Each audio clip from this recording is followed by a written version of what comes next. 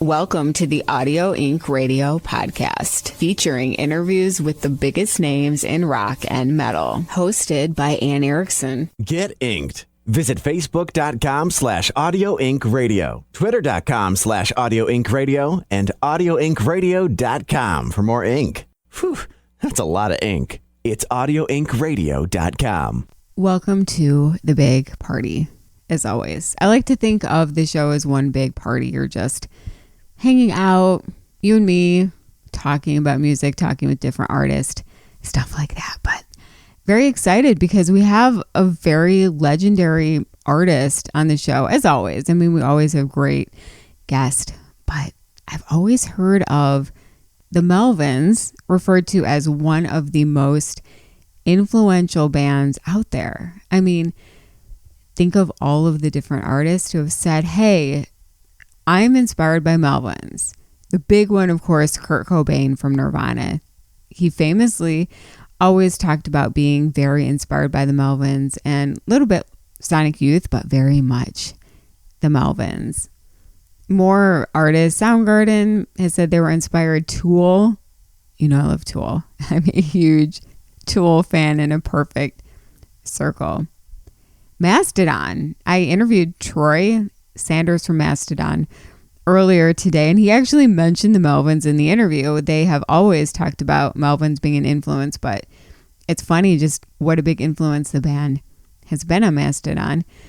Faith No More, just way more artists and bands than you would ever think.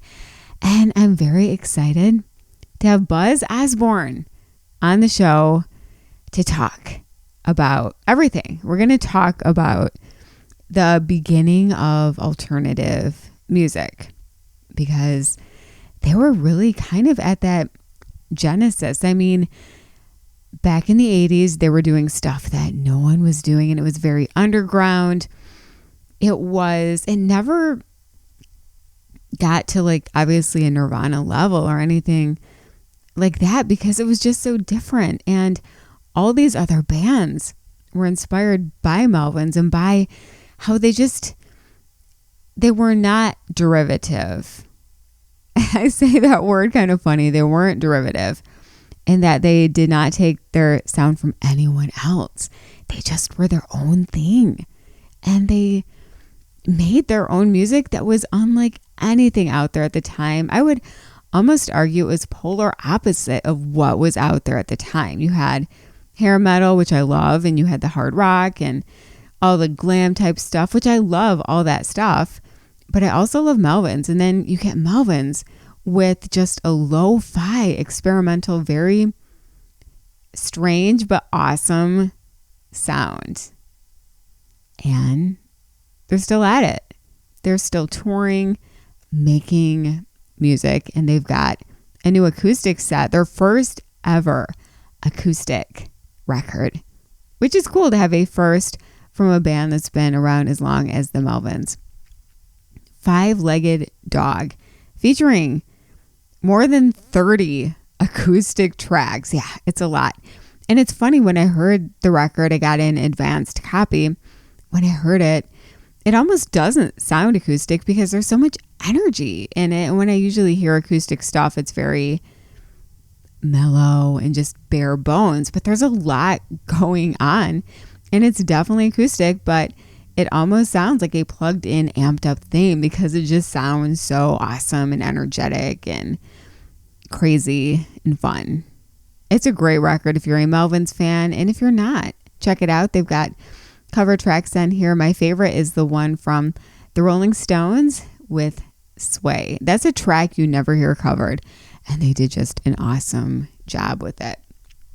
We're going to talk with Buzz about that, about what it was like coming up in the 80s, about music today and music yesterday, because when you talk to someone like him, he has such a broad, what am I trying to say? He has such a broad knowledge of music for decades, a very wise person, and you really want to pick his brain. That is what we're going to do. It's Anne Erickson on Audio Inc. Radio, the Anne Erickson show. And hey, don't be shy. Reach out to me online. I love to hear from you. Hit me up on Twitter and Snapchat at Anne Erickson, Instagram and TikTok at Erickson, and head to itsmeanne.com. That's itsmeanne.com. itsmeanne.com to link up on social media. Everything's up there. And you can also just search Anne Erickson on Facebook and my like page will pop up. Give it a like. I need some help on there. Give it a like and you can message me on there and get to know me better. We can take the party online. And if for whatever reason you haven't subscribed to the podcast yet, shame on you. Don't break my heart. Do it right now. You can just search Anne Erickson or search Anne Erickson on Audio Inc. Radio, wherever you rock out to podcast. Hit subscribe and that's it. It's free and it's fun. I promise. And finally, check out my band, Upon Wings, at uponwings.com. Female-led metal music. Working on some new stuff. And it's different. But it's still Upon Wings. All right. Let's do it. It's an honor to welcome Mr. Osborne from the Melvins. This is King Buzzo from the Melvins. You're listening to Audio Inc. Radio with Anne Erickson. So, hey, Buzz. Thanks for making the time to chat with me. Of course, thank you. So congrats on your new project, Five-Legged Dog. And this is huge. I mean, 36 tracks, newly recorded, all acoustic. It's so cool. What inspired this idea? Well, we're sitting here during the pandemic with no touring and no nothing. And we figured we don't know how we're going to be touring when we get done. So maybe we'd have to do acoustic. So we wanted to have something that we could record, or we could tour on if and when this thing ever starts over again. So that was the main thing. And then once we got into it, we realized that, one album, no, two albums, let's do something big. Not three, how about 4 full albums? So that's what we did. What took so long for you guys to want to do an acoustic record? Was it just, the pandemic and like you mentioned, thinking, oh, we might have to tour this way? Or is it something you guys have always kind of thought about doing? Well, I did a record last year that called Gift of Sacrifice. It was acoustic with Trevor Dunn. And we were going to do a big tour, do all that stuff like that, all of which got shit-canned because of the pandemic. So my album was supposed to come out Gift of Sacrifice was supposed to come out in May, and then I was going to hit the road. And then that all got pushed back and canceled, and so then it was like, well, it'll come out in August, but then there's absolutely no touring for it. So I kind of had acoustic on my mind in the first place. And unfortunately, that record, we weren't able to do much with it, so kind of a bummer. But did my best as far as that's concerned. And so during about the same time that was coming out, we started recording this one and took it from there. And that was it. So then when we got into it, it was like, let's do something huge, and added some really cool covers to it and a ton of songs, 30-something Melvin songs, something. And it's been called a career retrospective, but we weren't really thinking about that when we did it. Just trying to think of songs we could do that would work. Yeah, how did you go about picking which tracks to re-record for the record? Well, we just kind of tried to figure out ones that would work, as far as like acoustically, and then I would come in and say, let's try recording this today. Like maybe I Flies was off our first album. And I go, and I want to marry it to this song by Free called Woman, and that I always wanted to cover. I go, well, maybe this would be a good time to do that. So then we just kind of figured out an arrangement for it and then recorded it. It's all really acoustic. Dale plays brushes on the drums and came out great. I really, really think it sounds terrific.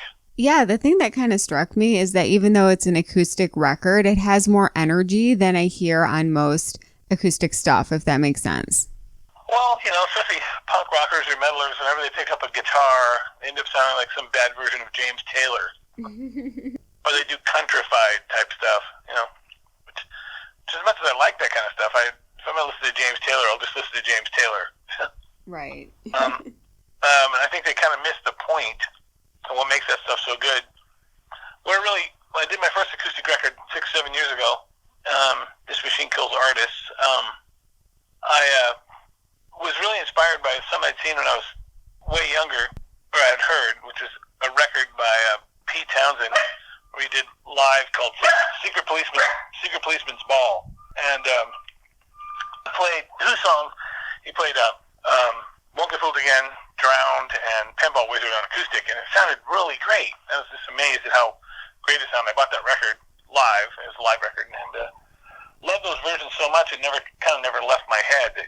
Just because he's playing acoustic doesn't take the strength away from the songs or any of that kind of stuff. So that was kind of the main inspiration for how we were going to do it. I mean, I love that stuff so much. I love The Who, one of my favorite bands ever. So Right. it's not hard, and I realized you can take these songs if they're good, and they can be good no matter how you do it. Was there one particular track that you thought would never work for acoustic, but then it surprised you that it did? No, everything we tried worked, and most of it I kind of played on my own at home, figuring out if we could make the whole thing happen, and so that wasn't too hard. I kind of figured that would work. So we didn't have anything that was a failure when we got in there. I really love your Rolling Stones cover. So tell me how that how that track come together. Sway. Well, we played for a while with 2 bass players, Steven and Jeff Pincus, and I came up with the idea that I wanted to cover that song and have Steven sing it. So we did that live a bunch, and then never recorded it. And so then this seemed like a good opportunity to do that. And Steven came up with another song by the Turtles called Outside Chance that we did that came out really good. I think that sounds like a hit single to me, but the general public won't agree, I'm sure. So one thing that I've really always respected about the Melvins is that you guys obviously had such a big influence on bands like Nirvana and Soundgarden and kind of that, early 90s grunge. I'm wondering, what do you remember most about the era of music in the 80s when you were coming up and kind of creating this new sound and it was like, starting to blow up? Well, we didn't have a lot of takers at the beginning. There wasn't a lot of people that were super interested in what we were doing. It was a lot different than anything else, and in the world we were inhabiting, which is like the punk rock world, just mostly fairly polarized by lots of dumbass people who I don't have much interest in. But that's kind of the case with most genres of music. I don't really want to be friends with everybody that's involved in it. And I just kind of thought there was something missing that could be capitalized on in a way that wasn't exactly like something else. That was it, really. And I just added things to the music that I thought would be a good contribution to music in general. In a way that I heard it, I thought there was something that could be utilized. That was, and as it turned out, the stuff that we did, through my ideas about how things should be, then spawned an entire generation of music. Certainly the biggest being Soundgarden and Nirvana, who were heavily influenced by us and also had no problem telling everyone that was the case. Then through them, it changed music on a global level, which was a massive contribution. Now, we're much weirder than those bands, and of course their fans have no concept of where those people come from or how they think musically, and so they don't hear it as much as those people did, as the musicians did. So the general public was listening to a less weird version of what we were doing, and it would be more commercial. But they saw the good in it and turned it into something big. So there you go. I mean, I never had any ideas that we were going to be that big. We don't sound just like somebody else. There's lots of bands, especially punk rock bands, who consider themselves punk rock, that play nothing but major chord progression crap. Sounds just like something else, like a bad version of the Descendants of the Dickies. And imagine them that what they're doing is good because they've sold a ton of records. Well, it's like, if you put things strictly on a money basis, then that's the only thing that's good. It's only good if it sells a bunch of records. Well, most of my record collection isn't like that. A lot of it is, but most of it isn't, and I'm not substituting out all the stuff that I like for just stuff that is done well. I think it's a bad idea, but nonetheless, that's how it goes. I mean, me and my wife were talking about that last night. It's like, you can go, I hate this stuff. I think it's crap. I think it's garbage. Somebody go, yeah, but it sells a lot of records. oh, okay, so therefore I am wrong, and it is not crap. You know, the right answer is yes. That stuff is garbage, but for some unknown reason, it sells a ton of records. That's the right answer. I think that's a good point about the Melvins, that you guys were not derivative. And I mean, not derivative. I mean, so much music out there. Yeah, it's just, but you guys were purely originals. And I just feel like there aren't many bands like that. No, there's no brother bands. We have no brother bands that are just like us. I can't think of any anyway. You know, none come to mind. And like you mentioned, a lot of musicians credit you guys as inspiring them, but it's not like anyone could really duplicate what you guys did. I'd be hard pressed to do it. Mm-hmm. You might be able to think they can capitalize on one area of it, but they really don't have any concept of it. Mm-hmm. And they don't have the guts to do it, most of them, to be that weird and do things that are that strange. One of my favorite records we ever did was Walk with Love and Death, which is a Melvins album, and then also tagged onto it a soundtrack for a movie that didn't exist until later. But that to me is like, you know, one of our best things we've ever done, and people don't ever, you know, they just, that's where my head's at. Mm-hmm. You know, that's what I'm thinking, and I don't know. People just, I don't know what they think. Nobody's doing that kind of stuff. So I'll just keep doing what I'm doing, and if people like it, great. If not, there's not really much I can do about it. Right, and that's a true artist, and people do like it, so you're good. Yeah, I mean, it won't be millions, but that's okay. I can survive without having millions of people like my stuff. I have this long, so. I think it's millions. Are you surprised that so many musicians from that era, like Kurt Cobain, Lane Staley, Chris Cornell, that they've passed away? Because it just seems like more than some other kind of, you know, eras in music, we've lost, sadly, more people from that era. Well, it's like, you know, Hendrix, Janis Joplin, and Jim Morrison, all about the same time, died. You know, if you take out the drugs, none of those people die. Chris Cornell, that's fairly mysterious what his death is, but Lane Staley and Cobain were, take out the drugs, it's a different story. Right. You know, I never knew Lane. I never was privy to the ins and outs of Alice in Chains. I only know them very, very peripherally. They were not around in the scene that I was involved in when I lived up there. I don't know what they were doing, but I have no history with those people, so I really can't answer for Lane Staley. But Kurt, you know, obviously a lot of people. Yeah, he was a troubled drug addict. You take the drugs out, he's not dead. You know. I know, it's sad. It's very sad. It you know, pretty much ruins any ideas of me having great memories about all that stuff because it's too sad. It's too horrible. The ending is too bad. It's just awful, and I don't feel good about any of it. So, not much I can do about that. So tell me about your friendship with bands like, I know Tool and Faith No More were like really inspired by you, and you know them. What about Mastodon? Because I know that they also have credited you guys a lot, which is cool. It's, again, kind of what you mentioned, not something you would expect. Mastodon, we've known some of those guys since before they were in Mastodon, and they're very nice and have always been very appreciative, and I have nothing but the best feelings for them moving forward, whatever it is. I hope it works out in whatever way they want it to, you know. Mm-hmm.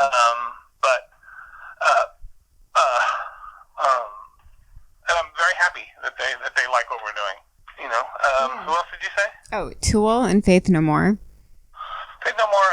I really only know Mike. We lived in San Francisco around the same time they were starting up, and I never knew any of those people. They were never at any of our shows that I know of. Certainly never hung out with them. I didn't know. I had never met any of them until after I started playing with Mike in Santa Mas. You know? So I have no clue what they think, how they operate, what motivates them. No idea. You know, what bands they like. I don't have any idea. I know what Mike does. Tool, I'm good friends with the guitar player, and I'm friends with the rest of them, but not anywhere near as much. We had done, 20 years ago or so, roughly, better part of 20 years ago, we did shows with those guys, but we haven't done anything like that in a long time, and I don't know that we ever will again. Maybe. Who knows? But I'm still friends with the guitar player on a level that probably will go beyond music, for a long time. And So, we would probably be friends with or without the band. It's not a relationship that I'm pursuing in order to better my own self, professionally. That's not what's going on. So as far as what they're doing musically, they work at a very slow pace. Just a second means 3 months, for them. That's true. Yeah. I don't operate like that. I can't make that work. So, but that's what they do, and they've had huge success with it. So be it. With the new record, do you have any plans to maybe get out there on the road? I know stuff is crazy right now because bands are touring again, but then they're having to cancel so much when a band member tests positive, Yeah, I have no interest in going out until it's pretty much 100%. I don't really want to hole up in a hotel for 10 days in Iowa while everybody tries to get better. That sounds horrible to me, and I don't know what's going to happen. Keep putting out records and see how that goes, and but beyond that, I don't have much faith. I don't know. I'm not gonna. I've already canceled all my touring from last year. Canceled everything. So I'm not really looking forward to setting up a bunch of stuff and then canceling it. No thanks. Yeah. So. I know, it's such a mess. I mean, what do you miss most about being on the road? I mean, playing live is such a big part of being a musician. Yeah. I like doing it. It's part of the whole deal. I guess I miss the work in and of itself. That's what I miss the most, probably. Going out and doing that kind of doing those kinds of jobs. How would you describe the music industry today compared to when you guys were starting out in the 80s? Well, when we were starting out, no one cared what we were doing. We put out the Osmo record in '88. That did okay. So from '83 till '88, nothing really happened for us. The music industry, I don't think the indie labels didn't pay bands then. They probably don't pay bands now. Not a lot has changed. People get music for free now. They probably don't really appreciate that fact, but there's nothing you can do about it. The genie's out of the bottle. As far as that's concerned, you're not putting it back in. So it's just something you have to live with. Things change. That's okay. I'm not a good old days kind of guy. So I'm fully aware and capable of navigating the things the way that they're presented to me. And I'll just do my best along those lines. I'm not a Luddite. I don't want to sit there and go, well, the old days, and try to force people into one kind of, like the people that will only do albums or they'll only do this. It's like, I don't really care how people listen to my music.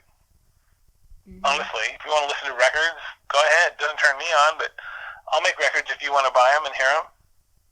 CDs, I like CDs personally better than anything else, so that's my thing, but I'm not going to tell people they're wrong or not do it to make some political statement about what I think, how I think music should be listened to. I think that's crazy, personally. It's like it's denying technology and denying reality. Right. Which I won't do. For everything that you lose, you gain something else. Whatever it may be. It's just things change. That's how it goes. The world changes. We can't go backwards. We need to go forwards. That's a great point. I mean, I think that we have to embrace the evolution in music and, like you said, go with the flow, You do your best along those lines, especially when there's nothing you can do about it. There's nothing you can hate it, but there's nothing you can do about it. Move on. Right. I wonder what the next big format will be, because obviously you mentioned CDs and there were cassettes and vinyl, digital. I wonder if there's going to be another weird format down the road that we can't envision yet. Oh, it'll all be streaming, and people will get paid less and less money for it, and then the recordings will get worse and worse because nobody has any money to invest in something that can't make any money. So people will do home recordings that sound like crap, mostly, and put them out, whatever they may be. There'll be some things people that'll make. It'll just, whatever. Just do what I can, figuring it out as I go. As far as the new format goes, it's probably all going to be digital, I would guess, at some point. Yeah, no, you're right. I see cassettes are making some kind of a small comeback for nostalgia, I guess. Yeah, they're even worse sounding than vinyl. It's amazing. People are funny. And they get ripped so quickly too. I remember I have some cassettes in my closet from when I was a kid, Yeah, and they're just crap. right, they get ripped and like, yeah. The machine eats them or whatever. I remember all that. I was happy to move on to CDs. CDs I still think that's my favorite way of music. Lots of people now, they don't want as much stuff. You know, they don't want anything. They don't really, I don't know that the new younger people, do they collect stuff? I don't know. I have no idea. Yeah, I think, well, vinyl obviously has made a comeback. I think more than for, as you mentioned, the sound, it's almost just like having the artwork, you know, and having something physical that you can hold on to. I like that about music. I like CDs, as you mentioned. I just like having, maybe I'm old school. I like having the album art and the booklet and all that stuff. Well, I mean, as far as vinyl coming back, making a comeback, I don't see it because if you consider that the Beach Boys sold 12 million copies of one single, the Good Vibrations, in 3 months in the summer it came out, the combined sales of all vinyl isn't even that much in the whole world now. Wow, yeah. It's not coming back. Peter Frampton sold 10 million copies of a double album, live album, in 1 year, you know? That's one artist. You know, people like the Beatles sold 600 million albums. Nobody's going to do that again. It's done. It's over. I mean, the vinyl is just a pet rock. It's like it's like a tchotchke. That's it. It's crazy to think about. Well, Buzz, thank you for taking the time to talk with me. Congrats on the new release. And just thank you again for hanging out. It's been awesome. Of course. Thank you. Buzz Osborne from the Melvins, thank you for being an awesome guest on my show. What a great guy. I mean, when you talk to him, he has such a broad understanding of music. He cracked me up about the vinyl stuff.